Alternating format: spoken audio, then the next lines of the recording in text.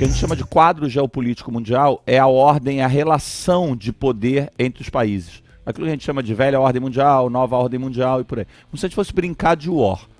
E aí a gente fala de um mundo que tem uma grande mudança em 89, quando acontece isso aqui. Olha para a tela, todo mundo conhece essa imagem. Em 89, cai o Muro de Berlim, acaba o mundo bipolar, acaba o mundo da Guerra Fria. E aí, como caiu o Muro de Berlim, como acabou, né, o mundo bipolar, a discussão é o que vem depois.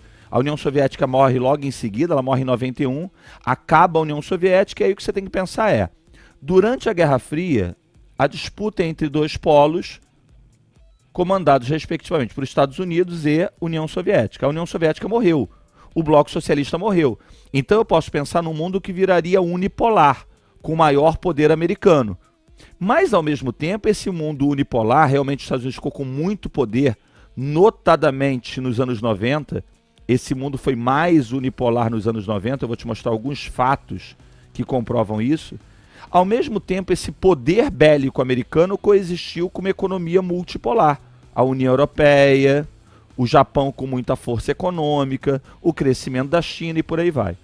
No entanto, no ponto de vista bélico, geopolítico, não há dúvida que o americano ficou muito poderoso. Por exemplo, de 1990 a 91 aconteceu uma guerra lá no Oriente Médio.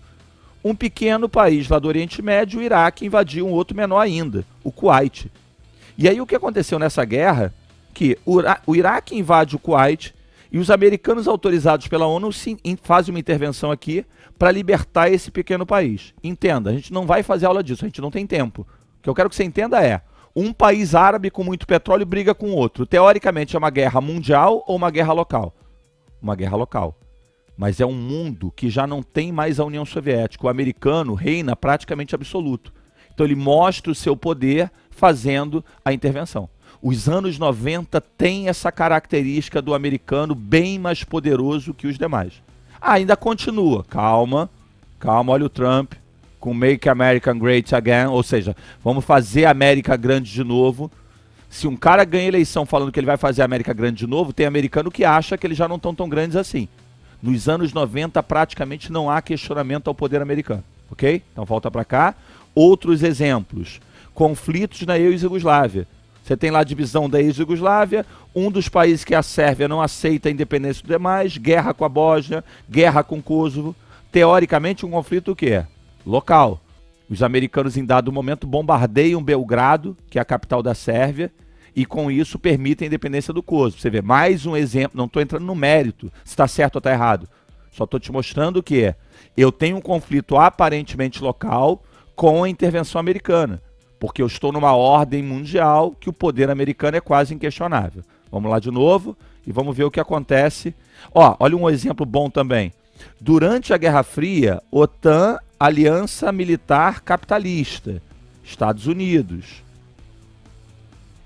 Pacto de Varsóvia, Aliança Militar Socialista, ligada à União Soviética. Acaba a União Soviética, acontece o quê? Acaba o Pacto de Varsóvia. Essa galera toda aqui era do Pacto de Varsóvia. Vocês sabem o que os americanos fizeram pós-final da Guerra Fria? Convidaram esses países para entrar para a OTAN. Repara, eu sou a Rússia. Esses países aqui em volta, Hungria, Polônia, eram todos meus aliados. Acabou a União Soviética, o bloco militar americano vem na minha direção. No olhar russo, eu estou sendo ameaçado, mas a Rússia não tinha força para resistir. Se você entender o contexto desses anos 90, talvez você entenda o momento atual. E entenda o Putin, e entenda a China, e entenda o próprio Trump. Ou seja, o americano votando num presidente forte, para tentar resgatar essa década de 90, resgatar esse momento que eles estavam tão poderosos, tá? Volta aqui na tela. Aqui a OTAN avançando, Olha como é que a entrada desse pessoal aqui, Alemanha Oriental que acabou, Bulgária, Romênia e tal. Sabe quem é a Rússia? É esse aqui, Olha para o quadro como a Rússia olhou. O que a Rússia está vendo é o bloco militar americano, o bloco capitalista agora vindo na minha direção, vindo para países, integrando países, associando países que eram meus aliados. Esse cara é o presidente da Rússia nos anos 90. Tem vídeos engraçadíssimos com ele. Procura Boris Yeltsin. Vai aparecer ele dançando, ele meio bêbado caindo, o cara segurando ele para ele não cair. E isso simboliza um pouco a Rússia dos anos 90. O cara do lado dele é o Clinton, o presidente americano.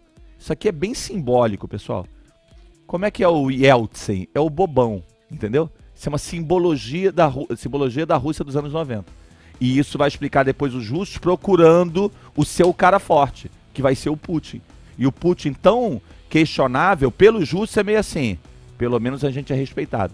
Então a década de 90 é decadência geopolítica russa e ápice do poder americano. Até que